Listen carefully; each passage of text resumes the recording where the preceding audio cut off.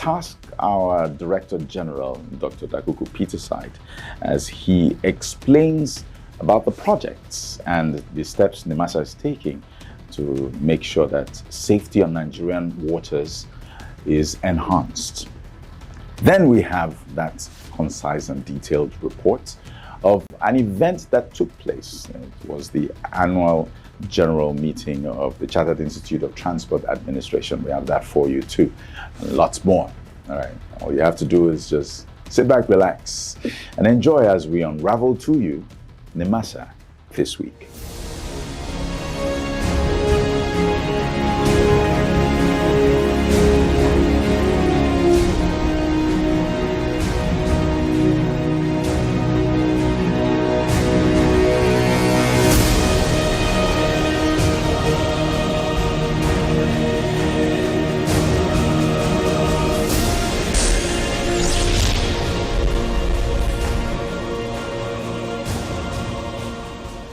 In mainstreaming maritime activities to the economic strategy of the country, we have commenced high-level engagement with the relevant offices, the Ministry of Finance, and of course, basically economic planning and unit or department of the ministry.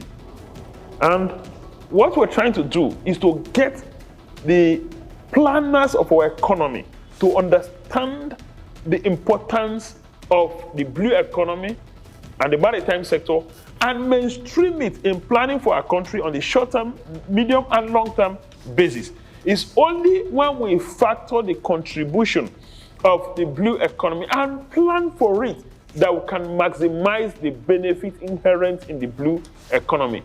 So NIMASA's role is that of awareness creation, providing necessary data, and of course, the necessary engagement to ensure that they understand the concept and importance of the blue economy, and of course, help the country take advantage of the blue economy. That's what we're doing. We have started with an IMO workshop that brought participants from 18 countries, teaching them the need and the process for mainstreaming maritime sector activities into national plan, and not just national plan, including the national budget, which is an instrument to drive the optimization of the blue economy. Introducing the new face of the Nigerian Maritime Administration and Safety Agency, NIMASA. We are charting the direction for a maritime and regulating the industry for a better, bigger, and more economically stable Nigeria. Evolved to serve you better. We are NIMASA. New face, rejuvenated service. NIMASA. Changing the tides in your favor.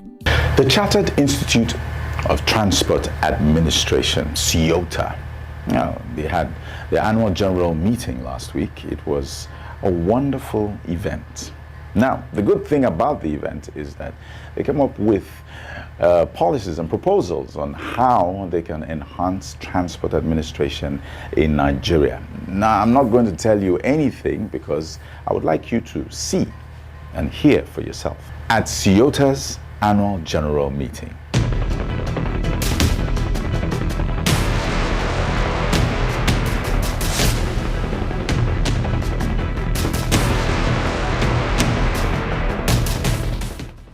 The president of the Chartered Institute of Transport Administration, CIOTA, Dr. Bashir Yusuf Jamo, has said that the institute is set to professionalize all aspects of transportation industry in Nigeria for sustainable development.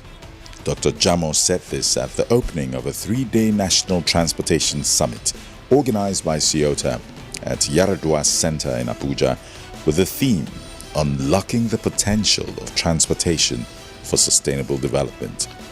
He noted that the recent assent of Mr. President recognizing the Institute as the sole professional body in the transport industry, CIOTA will engage all stakeholders to ensure that all those involved in transport administration in Nigeria are certified to enhance professionalism. It is the wish of the leadership of the Chartered Institute of Administration to sit down and start critically thinking of what we are going to do in terms of advocacy. That is the first thing the leadership of the Chartered Institute of Transport Administration intends to do. We intend to interface with the head of service and Ministry of Education to ensure that all transporters have place in the respective offices, ministries, and MDAs. From now onward, we will continue to pursue vigorously and ensure that we don't hand over the issue of transportation with liberty any other Dick and Harry company. Only professional transporters, they are qualified to handle the current transport-related issues. This is what we intend to pursue as far as advocacy. He added that Ceuta would conduct research aimed at solving most of the transport challenges in the country. Stakeholders must be part and parcel of Ceutans. We must listen to them. What are your problems? What do you intend to do? What can you contribute? What do you have to put on the table? So that together we can produce something for public good. And in doing so, we must make sure that we carry our stakeholders along. Also speaking at the event, the Executive Secretary of Nigeria Shippers Council, Mr. Hassan Bello, decried the absence of seamless links in the country's transport infrastructure, while commending government efforts at getting them fixed. We are in the era of diversification of revenue. There is no important a sector that is more important than transport. The oil sector cannot operate without transport. And so transport is the mother of all. It is strategic, it is key. It is the mother to the economy of this country and to the economy of the world. While the lawyers have protected their profession, while the engineers, the architects, and everybody else had a kind of protectionism as far as professionalism is concerned, transport has been left to the vagaries of anything goes. And I hope that this institute, this noble effort, this chartered institute will put a stop to that, so that one day we will say that we have made transport as a profession. Presently, the government has an elaborate plan of making Nigeria the preferred shipping logistics route of choice by improving and building new ports, expanding water channels capacity, training of specialized manpower for the maritime industry, and improving connectivity to hinterland, among others. It is worthy to note that the Onitsha and Barrow ports and many more jetties have been completed and commissioned, while many are coming on stream. Government is looking for credible, well-endowed business partners in a public-private partnership arrangement to invest into these opportunities to create jobs and wealth. This is where Ceuta comes in. The real backbone of transportation is rail. You can talk about roads, but they have to complement each other. And without a good rail, you'll be just been blowing up air on developing your industry or commerce in the country. So that's why all hands should be on deck, so that the present effort the government is putting in place should yield the dividend, and we will enjoy the benefit. The children coming will also enjoy the benefit.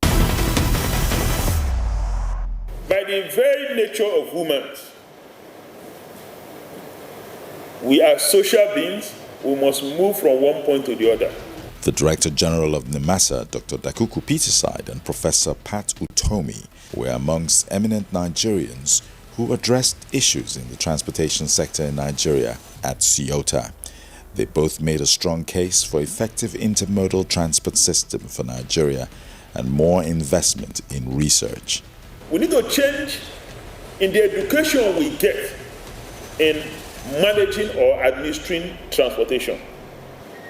Because of the changes, we need to change in the skill we need to acquire in operating transportation system. Because of the changes we have encountered, we need to change in the way transportation is regulated. in education, in skill acquisition, in training, in regulation. We need to change in the way we research about transportation. In many ways, transportation has changed. Technology has changed the face of transportation. The environment has changed. The demands of the regulatory agencies on the environment has changed. Right now in shipping, where we operate, vessels are not allowed from 2020 to use fuel that will meet more than 0.5 sulfur content. In aircraft right now, the conditions for the fuel you use is changing because we want to pollute less so that we don't contribute to climate change. We are now more conscious of greenhouse emission. Central to enterprise is logistics. Any business at all, just name it. The center of it is logistics. Any development you think of, central to it is logistics. Logistics are the heart of any development, private, commercial, and all of that. How much importance should we as a country be placing on the work of this institute? I would say top priority importance. You are central to the possibilities of the future of this country, and you must take that role very seriously.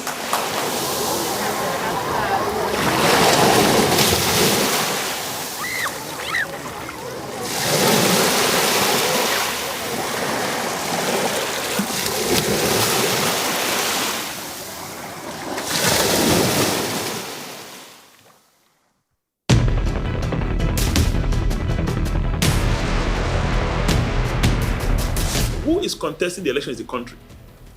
It is not NIMASA contesting the election. It is not Ministry of Transportation contesting the election. It is Nigeria that is putting herself forward to be elected to the Council of the IMO and, in any case, other international agencies. This much the Director General of NIMASA, Dr. Dakuku Peterside, disclosed while speaking at the sidelines of the just concluded summit organized by the Chartered Institute of Transport Administration of Nigeria, CIOTA. Election of any country is a function of international politics. Yes, we lost the election by 1 vote. What went wrong? The election of any country is a function of international politics.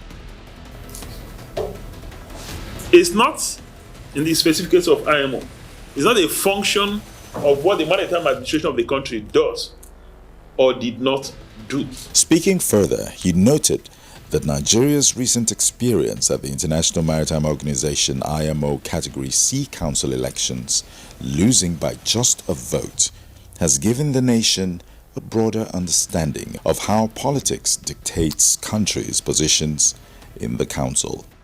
Liberia has been in council for a very long time. I'm sure you are aware that Liberia doesn't have a strong maritime administration. Kenya do not have a better maritime administration than Nigeria. And I'm proud to say that in Africa, Nigeria is the maritime administration you can reckon with. You may argue too that Kenya has the largest tonnage in Africa. Now, mind you, they're an open registry, meaning that most of the vessels in their registry are not owned by Liberians. Nigeria owns the second largest tonnage, and this is verifiable, in the continent of Africa. We're ahead of South Africa, we're ahead of Egypt, we're ahead of any other country. And so, in every area of maritime administration, we're ahead of, if not all the countries in Africa, most countries. So I don't believe that winning election to IMO Council is a function of what the maritime administration does or not. Like I said earlier, it's simply a function of international politics. Dakuku noted that in the case of Qatar, bearing in mind international politics, the country had to withdraw its candidacy for the elections when it saw that it wouldn't get regional backing. Qatar put herself forward to run for IMO Council when they realized that their colleagues in their region or their neighbors in their region had come together and choose to vote them down, and that in ways they cannot explain, Europe seems to agree with their colleagues. They simply withdrew. So it's not what Qatar Maritime Administration did right or not. I think that partially explains the point I'm trying to make, that Winning an election in an international organization is a function of international politics, and that depends on a number of factors. While commenting on how best to unlock the potential for sustainable development of the transport system in Nigeria, the NIMASA Director General advised CIOTA to maximize its status as a chartered institute to improve standards of transport administrators in the country. There needs to be consistency. We need to invest in infrastructure and human capacity development. It's not enough to define our aspiration or vision of where we want to be. Please, let's make the necessary investment in terms of funding, in terms of building infrastructure, in terms of building human capacity, and in terms of coordination of our efforts.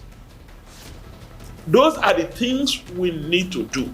And all Nigerians, especially those who understand the transport sector, keeps laying out this clearly. But are we making the right investments? Are we building the right capacity? I think that in the recent past, we are not making the right investments, or we are not making sufficient investment in the recent past. Introducing the new face of the Nigerian Maritime Administration and Safety Agency, NIMASA. We are charting the direction for a maritime and regulating the industry for a better, bigger, and more economically stable Nigeria. Evolved to serve you better. We are NIMASA. New face, rejuvenated service. NIMASA, changing the tides in your favor.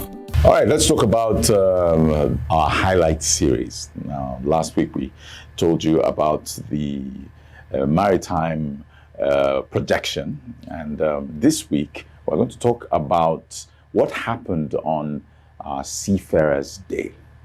The Day of the Seafarers came and went. We celebrated it in Nigeria, but the underlying theme for that particular event was gender equality. And Nigeria was definitely on board with that. Up to the extent the International Maritime Organization recognized the efforts Nigeria is making, and the campaign of gender equality is going on in Nigeria. So congratulations, Nigeria. And we take you back through memory lane. Here it is. According to the International Transport Workers Federation, ITF, women make up only 2% of the world's seafarers. The situation is slightly better in Nigeria. Out of the 6,039 seafarers on the Nigerian Seafarers Register, 567 are females, representing 9.3%. Statistics from the Maritime Academy of Nigeria, Oron, also shows that 26 out of the total 250 students in the school are females, representing 10.4%, while 304, representing 14.9% of the 2,041 beneficiaries of the Nigerian Seafarers Development Program (NSDP) are females. 32, representing 13.4% out of the 239 cadets currently enjoying sea-term training sponsored by NIMASA, are females. As the International Maritime Organization (IMO) makes empowering women in the maritime community with gender equality the focus for the year 2019, the management of the Nigerian Maritime Administration and Safety Agency (NIMASA) is on board with the IMO. The agency has adopted a multifaceted policy to achieve total development of the Nigerian maritime industry to attract more women to come on board. NIMASA has already keyed into President Muhammadu Buhari's vision of bringing 100 million Nigerians out of poverty within 10 years by creating over 7,000 jobs in the last 6 months through the new cabotage compliance strategy, which has seen more Nigerians employed in various subsectors of the industry due to the discouragement of the dominance of the sector by foreigners. NIMASA is desirous to have female captains, female chief mates, female chief engineer on board. The agency is already working in line with the IMO vision, as females are at par with their male counterparts in both management and other levels. The agency has also committed to capacity development, with large number of females benefiting through 489 dock workers have been trained both locally and internationally in the past 1 year. 304 females were sponsored by NIMASA for maritime labor-related trainings. The agency is also working closely with the Nigerian Seafarers Welfare Board to improve seafarers' welfare. And the recently introduced Career Talk for students at secondary level are some of the initiatives to encourage females to seek a career at sea. Young ladies, women, if I can do it, you can do it. What a man can do, women can even do better. You need to come on board. The space is there. We want you to come on board. We need it. I'm enjoying what I'm doing as a woman. I'm contributing to the economy of Nigeria. You can also do better than I have.